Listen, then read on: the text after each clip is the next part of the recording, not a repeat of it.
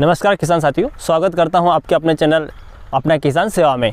किसान साथियों, इस भाग में हम बात करेंगे मौसम ख़राब होने के बाद या कई क्षेत्रों में बारिश भी हुई है, उसके बाद जो अफीम की फसल में कई सारी बीमारियों का प्रकोप बढ़ने लगता है। तो इन बीमारियों को हम कंट्रोल करने के लिए कौन कौन से केमिकल का यूज़ करना है, इस भाग में हम इन सब चीज़ों के बारे में बात जैसा किसान साथियों, बीते कुछ दिनों में मौसम में आपने काफ़ी हेरबदल देखा होगा।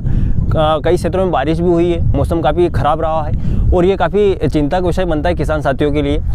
और ख़ासकर जो अफीम काश्तकार होते हैं उनके लिए तो काफ़ी चिंता का विषय होता है, क्योंकि अफीम जो फसल होती है वो काफ़ी सेंसिटिव क्रॉप होती है। मौसम में कुछ भी परिवर्तन होता है, कुछ भी तापमान बढ़ता है या घटता है, कुछ भी अगर परिवर्तन होता है तो अफीम की फसल में काफ़ी बुरा प्रभाव देखने को मिलता है। और इसी भाग में हम यही बात करेंगे, मतलब इस भाग में यही बात करेंगे कि ये मौसम जो परिवर्तन हुआ है मौसम की वजह मौसम में, उसका अफीम की फसल पर क्या प्रकोप होगा वही हम जानेंगे।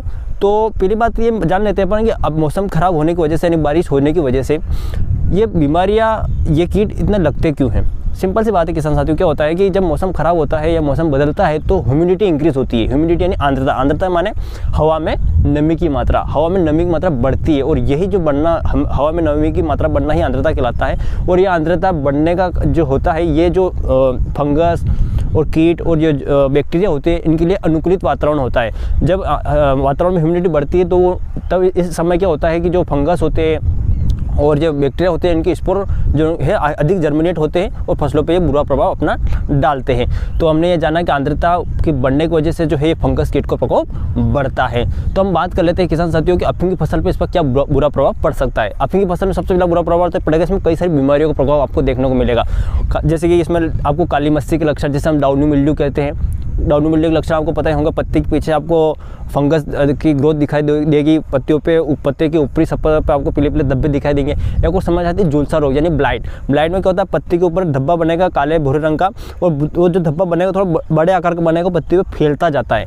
तो ये ब्लाइट का लक्षण होगा। जड़ सड़न बीमारी हो गया, बैक्टीरिया जनित जैसे तना सड़न, जीवाणु रोग, इनके प्रकोप आपको फसल में देखने को जरूर मिलेंगे। और कीटों का प्रकोप जैसे कि मोइला मच्छर हो गया, कई सारे कीट होते हुए जो है उनका प्रकोप भी आपको खेत में आपकी फसल के ऊपर देखने को मिलेगा मौसम खराब होने की वजह से। तो हम बात करेंगे अब यहाँ पर कि अब इन सभी प्रकोप से अफीम की फसल को कैसे बचाया जाए। अब मौसम जब साफ हो जाता है, मौसम थोड़ा खुलने लग जाता है, तो आप कौन सी केमिकल का यूज़ करें ताकि जो आपकी अफीम की फसल है उन जो फंगस की, कीट के और बैक्टीरिया के दुष्प्रभाव से बच सके। तो हम भाग में बात करेंगे अलग अलग कॉम्बिनेशन। जैसे हम पहली बात करेंगे फंगस के बारे में, फंगस के अलग अलग कॉम्बिनेशन के बारे में बात करेंगे, कौन सा फंजीसाइड आप यूज़ करें फंगस को कंट्रोल करने के लिए।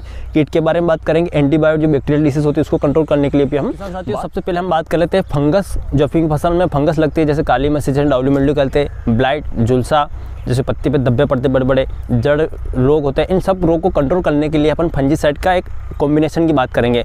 2-3 कॉम्बिनेशन बनाएंगे, आपको जिस तरह से अवेलेबल हो आपके क्षेत्र में, जिस तरह से आपकी अवेलेबिलिटी, आप उसको उस तरह से यूज़ कर सकते हैं।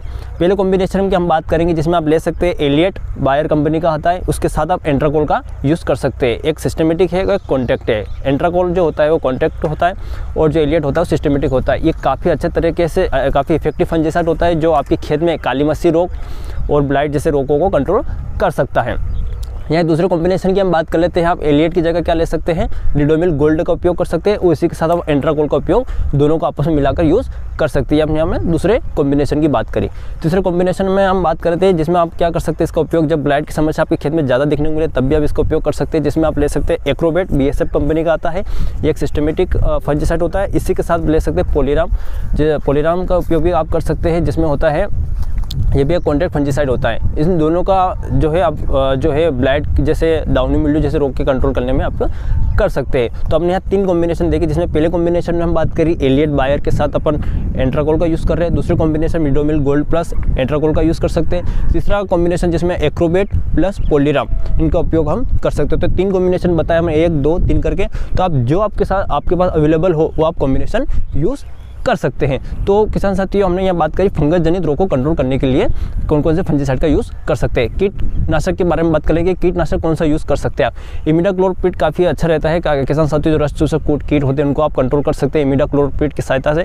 और भी कई सारे मार्केट में कीटनाशक होते हैं, उन कीटनाशक को आप यूज़ कर सकते हैं। तीसरी बात कर लेते हैं सर, यहाँ पर जीवाणु जनित रोग पे, और खासकर अफीम में लगता है तना सड़न जीवाणु रोग। तना सड़न जीवाणु रोग को कंट्रोल करने के लिए आप क्या कर सकते हैं, एंटीबायोटिक का यूज़ करिए। एंटीबायोटिक में आप स्ट्रेप्टोसाइक्लिन ले सकते है। और स्ट्रेप्टोसाइक्लिन की मात्रा आप रख सकते हैं 25 ग्राम 10 आरी के, जो 10 आरी की जो आपका फील्ड होता है उसमें केवल 25 ग्राम मात्रा का यूज़ करना है।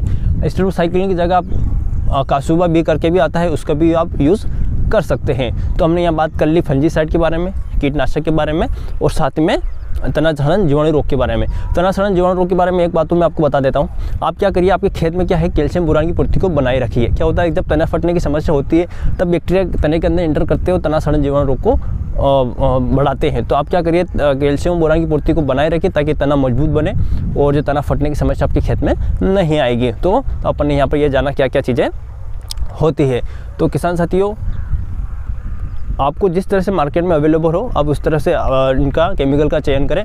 साथ में आपको एक जानकारी ज़रूर दूंगा मैं, क्या है कि आप जो भी क्रिया आपके खेत में, अफीम खेत में करें तो आपके नज़दीकी जो कृषि विज्ञान केंद्र होता है वहाँ पर जाइए, कृषि विज्ञानी की सलाह जरूर लीजिए। साथ में आप जहाँ से दुकान से दवाई खरीदते हैं वहाँ दुकानदार से इनकी मात्रा का चयन जो होता है, निर्देश जो मात्रा कितनी लेनी है, क्या लेनी है, उससे आप एक बार विचार विमर्श जरूर करिए। तो किसान साथियों, आज के इस भाग में इतना ही। आपने जाना यहाँ कि किस तरह से मौसम खराब होने के बाद आपकी फसल को, आप अफीम की फसल को आप जो है विभिन्न प्रकार के रोगों से, कीटों से और ये जीवाणु जनित रोगों से कैसे बचाया जा सकता है। साथ में हमने यहाँ कैल्शियम के बारे में बात करी, बोरान के बारे में बात करी कि इसका उपयोग भी आप करें खेत में ताकि तना अच्छे से मजबूत रहे, तना फटने की समस्या आपने खेत में नहीं आए, और कैल्शियम नाइट्रेट के माध्यम से आप कैल्शियम की पूर्ति कर सकते हैं। तो आज के लिए बस इतना ही किसान साथियों, मिलते हैं अगले भाग में जहां हम बात करेंगे कि अफीम की फसल में पोषक तत्वों का प्रबंधन किस तरह से किया जाए, कौन सा पोषक तत्व किस अवस्था में दिया जाए ताकि अफीम की फसल अच्छे से ग्रोथ कर पाए। तो तब तक के लिए धन्यवाद। अगर वीडियो अच्छा लगा हो तो सब्सक्राइब जरूर करें। धन्यवाद।